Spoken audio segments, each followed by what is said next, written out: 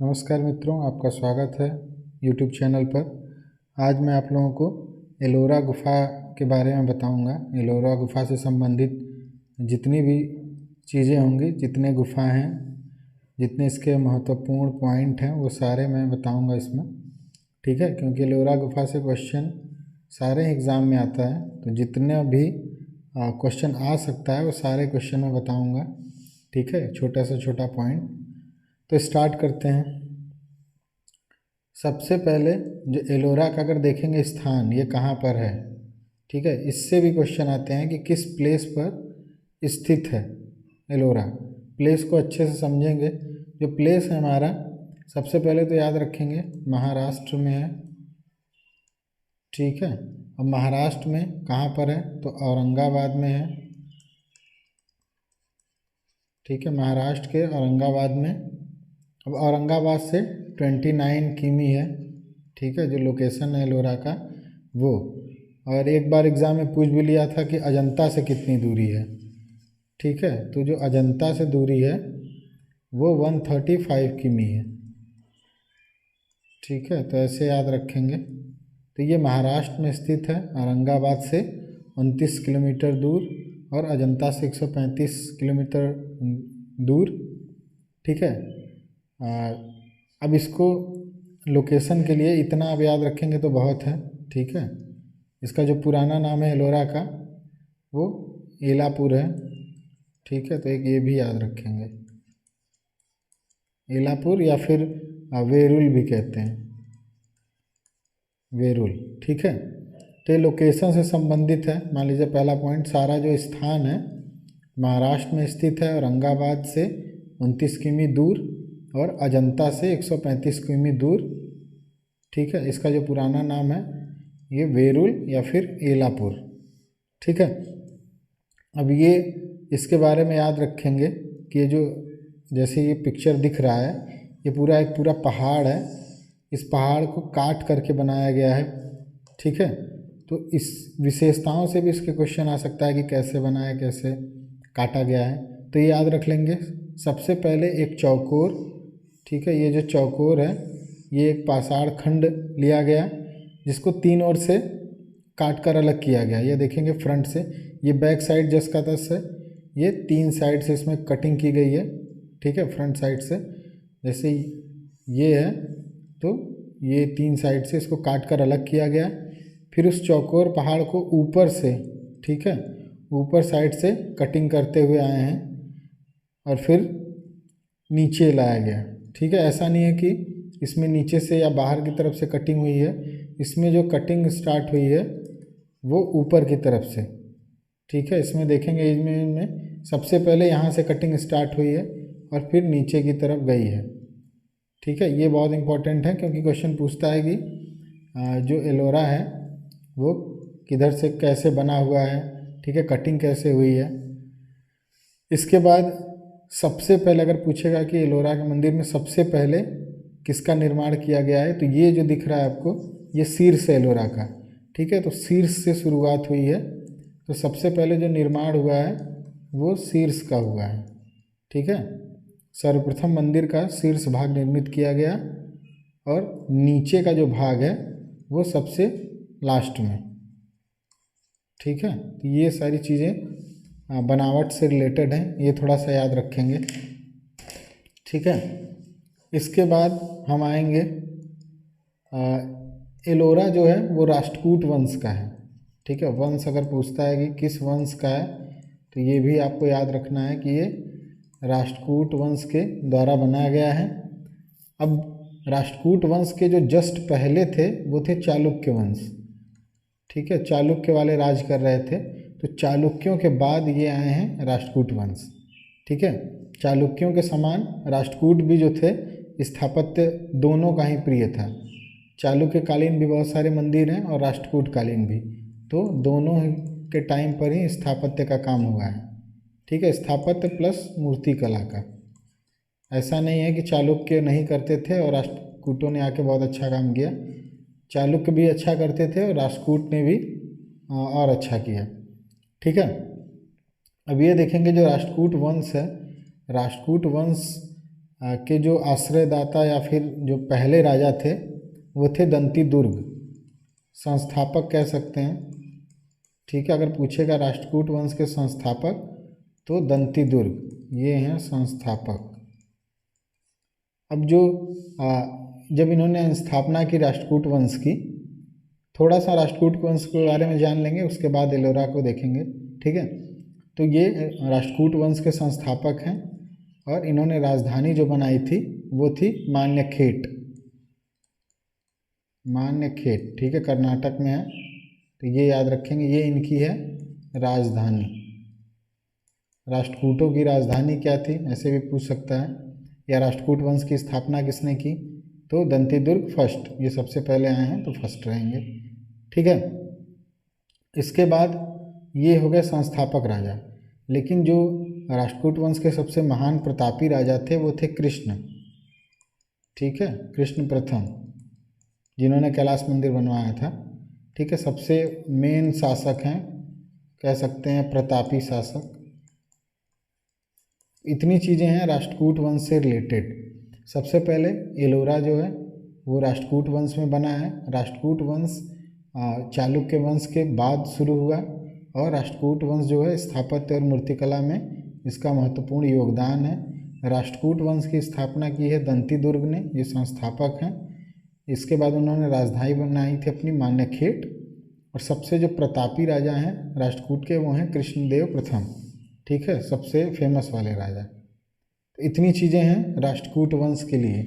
थोड़ा सा जान लेंगे राष्ट्रकूट के बारे में, उसके बाद आराम से एलोरा करेंगे। ठीक है, तो वापस एलोरा पर आते हैं। अब एलोरा में जो सब्जेक्ट है, जो विषय है एलोरा मूर्ति शिल्प का या स्थापत्य का, वो क्या है, तो ये किसी कोई खास ऐसा नहीं है कि सिर्फ एक धर्म से संबंधित है। ये तीनों, जैसे बौद्ध ब्राह्मण जैन, तीनों विषय से संबंधित यहाँ पे मूर्तियाँ मिली हुई हैं। लेकिन जो विषय है उनका वो है पौराणिक। ठीक है, ये याद रखेंगे, पौराणिक विषय है। और कूट वंश में एक चीज़ और याद रखेंगे राष्ट्रकूट में, कि ऐसा नहीं है कि सिर्फ एलोरा ही बना है। राष्ट्रकूट में जो है एलिफेंटा भी है। ठीक है, और भी छोटी छोटी गुफाएं, लगभग जो कन्हेरी है वो भी है। कन्हेरी से जो बौद्ध मूर्तियां मिली हैं वो भी राष्ट्रकूट की मानी जाती हैं। और एलोरा, ये तीन है राष्ट्रकूट वंश का। आज हम एक ही पढ़ेंगे। ठीक है, आज हम सिर्फ एलोरा पढ़ेंगे। तो ये आप बाकी भी याद रखेंगे कि एलिफेंटा भी है, कन्हेरी भी है राष्ट्रकूट वंश का। ठीक है, अब गुफाओं पे आएंगे कि कितनी गुफाएं हैं, किस किस धर्म से संबंधित हैं और उसमें क्या हमको सबसे इम्पोर्टेंट याद रखना है। तो गुफाएं अगर देखेंगे तो पूरे एलोरा में जो गुफाओं की संख्या है वो है 34। ठीक है, टोटल जो गुफाएं हैं वो 34 गुफाएं हैं। ये भी आपको याद रखना, इससे भी पूछ सकता है कि कितनी गुफाएं हैं। ठीक, तो इनका डिवाइड करेंगे तो अब देखेंगे यहाँ पर कि कौन कौन सी कितनी गुफाएं ब्राह्मण धर्म से संबंधित कितनी गुफाएं, बौद्ध से कितनी हैं और जैन से कितनी हैं। तो सबसे पहले अगर बौद्ध की देखेंगे तो गुफा संख्या 1 से लेकर 12 तक जो है वो गुफाएं जो हैं बौद्ध धर्म से संबंधित हैं। ठीक है, स्टार्टिंग की जो गुफाएं हैं, गुफा संख्या 1 से लेकर 12 तक वो बौद्ध धर्म से संबंधित हैं। इसके बाद ब्राह्मण पे आएंगे तो 13 से लेकर 29 तक, गुफा संख्या 13 से 29 तक ये ब्राह्मण धर्म से संबंधित हैं। और उसके बाद गुफा संख्या 30 से 34 तक ये है जैन धर्म से। तो ये आपको टोटल याद रखनी है कि पहला हमारा जो है बौद्ध धर्म से संबंधित गुफा संख्या 1 से 12 तक बौद्ध धर्म से संबंधित, 13 से 29 तक ब्राह्मण धर्म से संबंधित, 30 से 34 तक जो है जैन धर्म से संबंधित। ठीक है, अब बौद्ध धर्म से जो संबंधित गुफाएं हैं उनको देखेंगे। जैसे मान लीजिए जो बौद्ध धर्म की हैं वो ये पूरा अच्छे से याद रखेंगे। और फिर ब्राह्मण है, फिर जैन। ठीक है, तो बौद्ध में जो है 1 से 12 तक की गुफाएं हैं, यहाँ पर 13 से 29 तक की गुफाएं हैं और ये 30 से 34 की गुफाएं हैं। ठीक है, ये आपको इतना कम से कम याद होना चाहिए। ठीक है, अब बौद्ध में जो गुफा संख्या 1 से गुफा संख्या 12 है, इसका जो टाइमिंग माना जाता है कि कब से कब तक बना है, तो ये 350 से 700 तक इसका जो टाइमिंग है गुफा संख्या 1 से लेकर 12 तक का। इसके बाद 13 से 29 तक का जो टाइमिंग है वो है 700 से लेकर 972। ठीक है, ये सारा कुछ एडी में है। ठीक है, ईस्वी में। अब 30 से 34 तक की जो गुफाएं हैं, इनका जो समय माना जाता है वो 972 से लेकर 12 एडी। ठीक है, तो अब ये देखेंगे बौद्ध गुफाएं जो हैं पहली से 12वीं तक की गुफाएं 350 से 7वीं शताब्दी तक बनी है। 13 से 29 जो हैं वो 7वीं से 10वीं तक बनी है, और ये जो 10वीं से 12वीं तक जैन गुफाएं। तो टोटल टाइम इसका जो निकालेंगे अगर एलोरा का, तो पहले स्टार्टिंग देखेंगे कहाँ से स्टार्ट हुआ है, तो स्टार्ट हुआ है 350 से, और फिनिश कहाँ पे हुआ है, तो 12। ठीक है, तो ये हमारा जो टाइमिंग है ये हो जाएगा एलोरा का पूरा टाइमिंग, यानी 4वीं से 12वीं शताब्दी। ठीक है, ये आपके एलोरा का पूरा टाइमिंग है। सबसे पहले हम देखेंगे सारी जितनी भी बौद्ध गुफाएं हैं उनको। बौद्ध गुफाएं जैसे मैंने बता दिया कि गुफा संख्या 1 से लेकर 12 तक जो हैं वो बौद्ध गुफाएं हैं। ठीक है, इनका जो समय है वो है 350 70 AD। ठीक है, ये हो गया समय इन बौद्ध गुफाओं का। ये बात हो रही है एलोरा की। ठीक है, अब हम एक एक गुफा को देखेंगे। ये आपको इतना जो डिटेल है ये आपको याद होना चाहिए इन गुफाओं के बारे में। हमारी जो पहली गुफा है इसका जो नाम है वो है गणेश गुफा। सारी गुफाओं के हमको नाम याद रखने हैं क्योंकि उससे एक क्वेश्चन आएगा। ठीक है, कि इस नंबर की गुफा का क्या नाम है। ठीक है, अब पहली जो गुफा है उसके बाद जो है दूसरी, तीसरी, चौथी जो है नामकरण नहीं है। उसके बाद आती है 5वें नंबर की गुफा। ठीक है, मारखाड़ा। जिन गुफाओं का नाम हमको अवेलेबल है उन गुफाओं का मैं बताऊंगा। बहुत सारी गुफाएं जैसे ये दूसरी, तीसरी, चौथी जो है इनका कोई नाम नहीं है। ठीक है, पहली गुफा का नाम है गणेश गुफा, 5वीं गुफा का नाम है मारखाड़ा। इसके बाद आएगी 6वीं गुफा। 6वीं गुफा का नाम है अवलोकितेश्वर।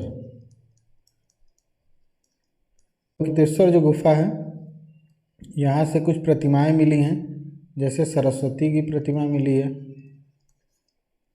सरस्वती की। उसके बाद 7 मानस बुद्धों की प्रतिमाएं मिली हैं, तो ये याद रखेंगे।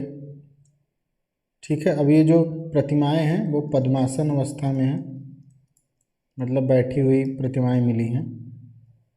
ठीक है, ये याद रखेंगे। इसके बाद एक देवी की प्रतिमा मिली है, 4 हाथ वाली देवी। ठीक है, जो कि पद्म पर उत्कीर्ण है। तो ये गुफा संख्या 6 से ये सारी मूर्तियाँ मिली हैं। ठीक है, सरस्वती की, मानस बुद्धों की और 4 हाथ वाली देवी की। ठीक है, तो ये याद रखेंगे। इसके बाद नेक्स्ट आएंगे तो 10वीं गुफा आ जाती है। 10वीं गुफा का जो नाम है वो है सुतार झोपड़ी। ठीक है, ये आया भी हुआ है एग्ज़ाम में, तो इसलिए इसको विशेषकर याद रख लेंगे। 10 नंबर की गुफा का नाम सुतार झोपड़ी। उसके बाद आएगी गुफा संख्या 11। 11वीं गुफा का नाम है दो ताल। ठीक है, इसके बाद गुफा संख्या 12। गुफा संख्या 12 का नाम है 3 ताल।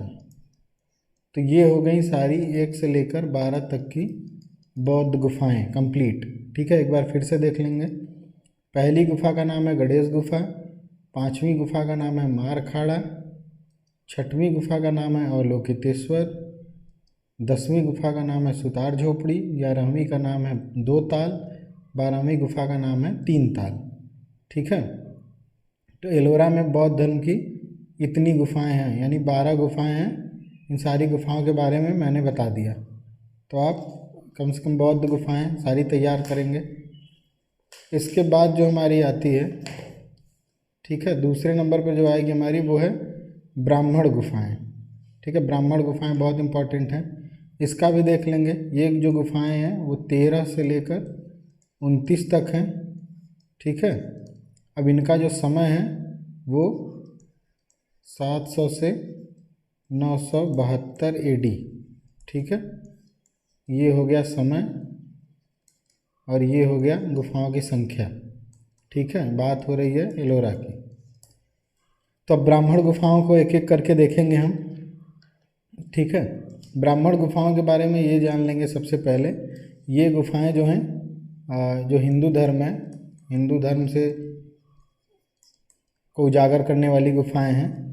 ठीक, तो अब सारा देखेंगे गुफाएं। तो सबसे पहले गुफा संख्या 14 आता है। ठीक है, 13 का नाम मेंशन नहीं है कहीं भी। गुफा संख्या 14 है जिसका नाम है रावण की खाई। ठीक है, ये आ चुका है, KVS में ही आया हुआ है ये। ठीक है, रावण की खाई NVS में भी आया है ये क्वेश्चन। तो रावण की खाई 14 नंबर गुफा। उसके बाद है गुफा संख्या 15। ठीक है, जिसको बोला जाता है दशावतार, दशावतार गुफा। ठीक है, या फिर दशावतार मंदिर, गुफा संख्या 15 को। ठीक है, तो ब्राह्मण गुफाओं में जो 13 से 29 तक हैं उनमें सबसे पहले 14 नंबर गुफा रावण की खाई, 15वीं गुफा दशावतार मंदिर। अब इसके बाद आएंगे 16वीं गुफा। ठीक है, ये सबसे ज़्यादा इम्पॉर्टेंट है जो 16वीं गुफा है, इसका नाम है कैलाश मंदिर। ठीक है, देखेंगे सारे ही एग्ज़ाम में इससे क्वेश्चन आते हैं। तो पहली चीज़ आपको यही याद रखनी है कि एलोरा की गुफा संख्या 16 को कैलाश मंदिर बोलते हैं। ठीक है, अब सिर्फ इसके बारे में थोड़ा जान लेंगे क्योंकि ये बहुत इम्पॉर्टेंट है। ठीक है, तो कैलाश मंदिर जो है कृष्ण प्रथम ने बनवाया था, जो सबसे प्रतापी राजा थे राष्ट्रकूट वंश के, उन्होंने। ठीक है, इसकी जो लंबाई चौड़ाई और ऊंचाई है वो 142 इंटू 62 इंटू 100। ठीक है, इसमें जो 142 है वो लंबाई है। ठीक है, ये चौड़ाई हो जाएगी 62 और 100 जो है वो ऊंचाई। ठीक है, ये बात हो रही है कैलाश मंदिर की।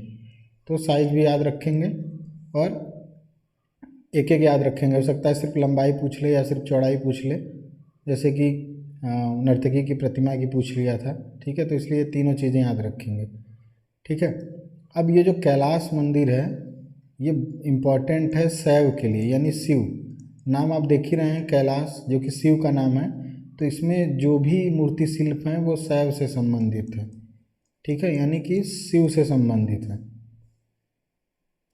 अब ये जो ब्राह्मण में कैलाश मंदिर गुफा है, इसमें टोटल देखेंगे तो 42 पौराणिक दृश्यों का अंकन है। ठीक है, जो पैनल बने होते हैं मंदिरों में वो 42 दृश्य वहाँ पे बने हैं।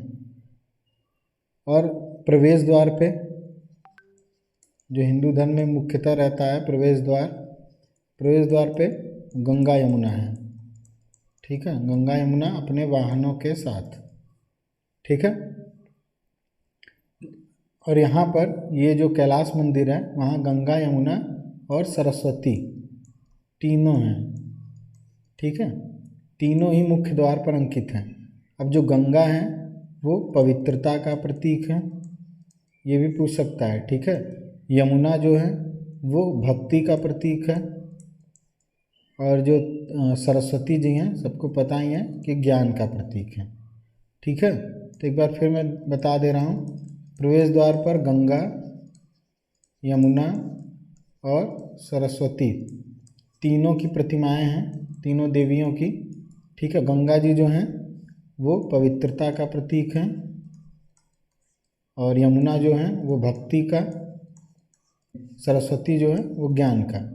तो ये 3 प्रतिमाएं प्रवेश द्वार पर अंकित हैं। ये बात हो रही है गुफा संख्या 16 की, जिसको कि कैलाश मंदिर बोलते हैं। ठीक है, तो इतना याद रखिए। इसके बाद अगर हम जाएंगे तो सबसे ज़्यादा जो मूर्ति शिल्प हैं वो कैलाश मंदिर में ही हैं। ठीक है, जो बहुत ज़्यादा प्रसिद्ध हैं, तो उनको भी देख लेंगे बारी बारी से। सबसे पहले जो है मैं पूरा एक्सप्लेन करूँगा। ठीक है, पहली जो प्रतिमा है वो है हमारी गजलक्ष्मी। ठीक है, ध्यान से सुनेंगे कि गजलक्ष्मी या जितनी भी प्रतिमा मैं बताऊंगा डिटेल में। ठीक है, तो गजलक्ष्मी जो प्रतिमा है ये कहीं कहीं गजलक्ष्मी देगा, कहीं पर भी राजलक्ष्मी। ये पहली, ये जो गुफा है 16 या फिर ये है राष्ट्रकूट वंश की, और राष्ट्रकूट वंश जो है उनके ऐश्वर्य का प्रतीक ये प्रतिमा है गजलक्ष्मी। ठीक है, ये ध्यानस्थ प्रतिमा है। पहली हमारी ये है गजलक्ष्मी या राजलक्ष्मी। ये एलोरा के जो निर्माता हैं उनके ऐश्वर्य का प्रतीक है ये प्रतिमा। ठीक है, इसके बाद दूसरी प्रतिमा आएगी, वो है महिषासुरमर्दिनी। जो महिषासुरमर्दिनी प्रतिमा है बहुत जगह पर है, उसके बारे में जानेंगे। ये प्रतिमा जो है असत्य पर सत्य की विजय को दर्शाती है। ठीक है, तो ये याद रखेंगे। इसके बाद तीसरी जो प्रतिमा है हमारी वो है कामांतक। कामांतक जो प्रतिमा है इसको कहीं कहीं रति कामदेव भी बोलते हैं। ठीक है, कामांतक या फिर रति कामदेव। यहाँ पर ये जो प्रतिमा है वो काम भावना पर नियंत्रण की सूचक है। ठीक है, वो याद रखेंगे।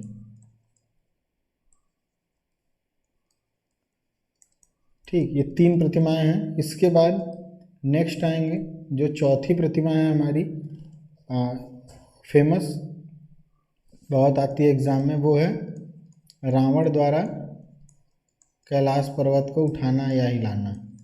ठीक है, ये सिलेबस में भी है,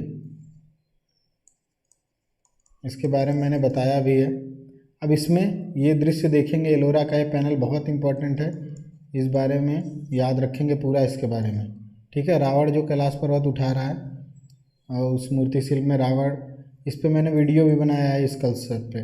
ठीक है, इस मूर्ति की पूरी डिटेल पे मैंने वीडियो बनाया है, वो आप देखिए जाकर, उसमें सारी डिटेल है। ठीक है, इस प्रतिमा में रावण जो है, रावण का अभिमानी रूप दिख रहा है। अभिमान में वह कैलाश पर्वत उठा रहा है। जो पार्वती जी हैं वो डरी हुई हैं, तो उनका जो भयभीत हैं वो रूप दिख रहा है। ठीक है, शिव जी जो हैं वो बिल्कुल शांत हैं, तो उनका शांत रूप दिख रहा है। यानी एक ही पैनल में बहुत सारे रूपों का वर्णन है। ठीक है, अभिमानी, भयभीत, शांत, तो ये याद रखेंगे। फिफ्थ हमारा जो है एक स्कल्पचर आता है शिव का त्रिपुर दाह। ठीक है, जो शिव का त्रिपुर दाह है, इसमें शिव जी जो हैं वो एक योद्धा के रूप में बनाए गए हैं। मूर्ति शिल्प आप देखिए या फिर गए होंगे तो आपने देखा होगा, योद्धा के वेश में है। ठीक है, इससे पहले शिव जी कभी भी योद्धा के रूप में नहीं रहते हैं, यहाँ पर योद्धा के वेश में अंकन है। ठीक है, इस पैनल में देखेंगे तो ढेर सारे असुर बने हुए हैं जो कि शिव जी के बाणों से घायल हैं। ठीक है, और शिव जी हाथों में जो है धनुष लिए हुए हैं, अधिकांशतः त्रिशूल लिए रहते हैं, बट यहाँ पर धनुष है। ठीक है, ये 5वीं प्रतिमा है। इसके बाद अगला देखेंगे, 6वीं प्रतिमा जो है वो है यामांतक। ये सारी एलोरा की है। यामांतक प्रतिमा जो है ये भी शिव की ही है। जो शिव जी हैं वो राक्षसों को मार रहे हैं, असुरों को। ठीक है, और वो खड़ग से मार रहे हैं। ठीक है, ये उनका वेपन है, उसी से मार रहे हैं। और उनका जो पैर है, शिव जी का जो बायां पैर है वो असुर के ऊपर है। ठीक है, बायां पैर से असुर के ऊपर है। और पूरा जो दृश्य है ये यामांतक पैनल का, पूरा इसमें युद्ध का दृश्य और पूरी पैनल में गति है। ठीक है, 7वें नंबर पे आएंगे। अगला जो है वो है कल्याण सुंदर। कल्याण सुंदर प्रतिमा, या फिर इसी को बोलते हैं शिव विवाह। ठीक है, दोनों ही सेम है, शिव विवाह या फिर कल्याण सुंदर। यहाँ पर जो है, जो शिव जी हैं, शिव और पार्वती की प्रतिमा है। शिव जी ने अपना जो बायां हाथ है वो पार्वती जी के कंधे पे रखा हुआ है। ठीक है। अधिकांशतः मूर्तियों में ये नहीं मिलता है, बट यहाँ पे बायां हाथ उनके ऊपर रखा हुआ है और जो दाहिना हाथ है, दाहिना हाथ पाणी ग्रहण मुद्रा में है। ठीक है, ये भी याद रखेंगे।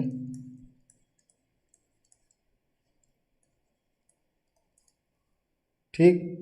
अब ये जो शिव जी ने पार्वती के कंधे पे हाथ रखा हुआ है, ऐसी मूर्ति कहीं नहीं मिलती है, एकमात्र मूर्ति है। ठीक है, यहाँ पे एलोरा की। तो ये थोड़ा सा आप याद रखिएगा।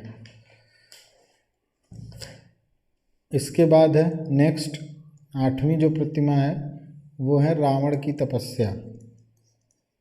रावण की तपस्या। ठीक है, अभी जो रावण की तपस्या है इसमें रावण जो है तपस्या पूरा कर रहे हैं और अपने जो सिर हैं वो काट रहे हैं। सिर काट काट करके शिव को अर्पित कर रहे हैं। ठीक है, इसमें जो है कि इस दृश्य में 9 सिर कटे हुए दर्शाए गए हैं। ठीक है, और 10वां सिर जो है रावण काटने की मुद्रा में है। तो अंतिम सिर अपना काटने जा रहा है। 9 सिर ऑलरेडी काट के वहाँ पे रख चुका है। ठीक है, ये दृश्य में बना हुआ है। तो इसी दृश्य का नाम है रावण की तपस्या। ठीक है, इसके बाद है ठीक है, रामायण के भी दृश्य बने हुए हैं एलोरा में। पूरे रामायण की ढेर सारी पंक्तियों में बने हैं। ठीक है, 3 पंक्तियां हैं लगभग। और रामायण के बाद महाभारत के भी यहाँ पर दृश्य हैं कुछ। ठीक है, इसके बाद कृष्ण लीला के भी दृश्य हैं। तो ये इतना थोड़ा सा याद रख लेंगे कि ये भी चीज़ें हैं। ठीक है, हम आगे बढ़ेंगे तो गुफा संख्या 16 तक हो चुका था। इसके बाद 19 आएंगे तो 19वीं जो गुफा है उसका नाम है लंकेश्वर। लंकेश्वर गुफा। उसके बाद गुफा संख्या 21 का नाम है रामेश्वरम। ठीक है, इसके बाद गुफा संख्या 22। गुफा संख्या 22 का जो नाम है वो है नीलकंठ। ये सारी अभी जो हैं ब्राह्मण गुफाएं चल रही हैं। ठीक है, ये याद रखेंगे। इसके बाद गुफा संख्या 23 इसका नाम है तेल खाड़ी। इसके बाद गुफा संख्या 24 जिसका नाम है कुंभ खाड़ा। नाम याद करते चलेंगे। ठीक है, गुफा संख्या 25 जिसका नाम है जनवासा। ठीक है, इसके बाद आएगा गुफा संख्या 26 का नाम है ग्वालिन। इसके बाद गुफा संख्या 29 का नाम है सीता हरड़ी। ठीक है, तो ये इतनी गुफाएं हैं। ब्राह्मण मैंने बताया था कि 13 से 29 तक की हैं गुफाएं जिनको कि ब्राह्मण गुफाएं बोलते हैं। तो इतनी गुफाएं हैं, आप थोड़ा अच्छे से इसको पूरा याद कर लीजिएगा। सारी गुफाओं के नाम बहुत इम्पोर्टेंट हैं, खास करके 16 के बारे में जितना भी मैंने डिटेल बताया वो सारा आप याद करिएगा। ठीक है, इसके बाद लास्ट में आती हैं जैन गुफाएं। जो जैन गुफाएं हैं ये हैं 30 से लेकर 34 तक की गुफाएं। ठीक है, इनको बोलते हैं जैन गुफाएं, जैन धर्म से संबंधित हैं। इनका जो समय है मैंने स्टार्टिंग में बताया है जैन गुफाओं का समय। एक बार फिर से देख लेंगे। जो समय इनका है 1972 से 12 AD। ठीक है, ये इनका समय है जैन गुफाओं का। ठीक है, तो आइए स्टार्ट करते हैं। जो जैन गुफा हमारी है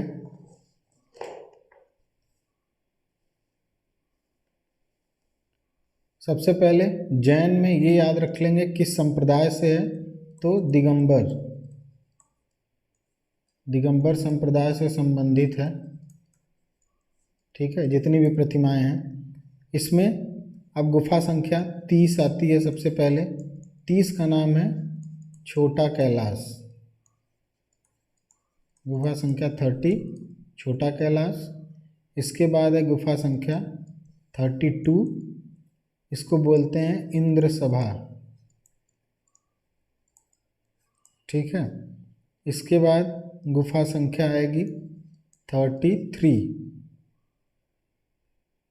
इसको बोलते हैं जगन्नाथ सभा, जगन्नाथ सभा। ठीक है, अब इनकी दीवारों पे जो एलोरा में जैन गुफाएं हैं उसमें जो दीवारें हैं उस पे जो जैन तीर्थकर बने हैं उसमें पार्श्वनाथ हैं और बाहुबली हैं। इन दोनों लोगों की प्रतिमाएं जैसे अगर देखेंगे पार्श्वनाथ की 31 मूर्तियां हैं और बाहुबली की जो मूर्ति है 17 मूर्तियां हैं। ठीक है, एलोरा में। तो ये याद रखेंगे कि जैन गुफाएं कहाँ से कहाँ तक हैं और किन की इनकी मूर्तियां हैं। ठीक है, इतनी चीज़ें हैं इसमें। आप जैन धर्म से संबंधित सारी चीज़ें जो है वो अच्छे से याद रखिए। ठीक है, अगर एलोरा से संबंधित किसी भी पॉइंट में डाउट हो तो उस पर फिर से आप देख सकते हैं। ठीक है, क्वेश्चन पूछ सकते हैं। ठीक, तो एलोरा जो है काफ़ी इम्पोर्टेंट है सारे ही एग्ज़ाम के लिए, चाहे वो टीजीटी हो या पीजीटी हो। ठीक है, यूपी का या फिर केवी हो, एनवीएस हो। ठीक, सबके लिए इम्पोर्टेंट है। तो जितना डिटेल मैंने एलोरा का बताया है वो सारा आप याद रखिए। जो इम्पोर्टेंट चीज़ें आपको याद रखनी है, सारे गुफाओं के नाम। ठीक है, ये कंपलसरी है। इसके बाद कितनी गुफा जो है बौद्ध धर्म से हैं, कितनी जो है ब्राह्मण धर्म से हैं और कितनी जो है जैन धर्म से हैं, उनका नंबरिंग और उनकी टाइमिंग। ठीक है, वो आप याद कर लीजिए। और गुफा संख्या 16, इसके बारे में जितना हो सके उतनी डिटेल आप याद करिए। ठीक है, तो आज के लिए इतना ही करते हैं, मिलते हैं नेक्स्ट वीडियो में। धन्यवाद, जय हिंद।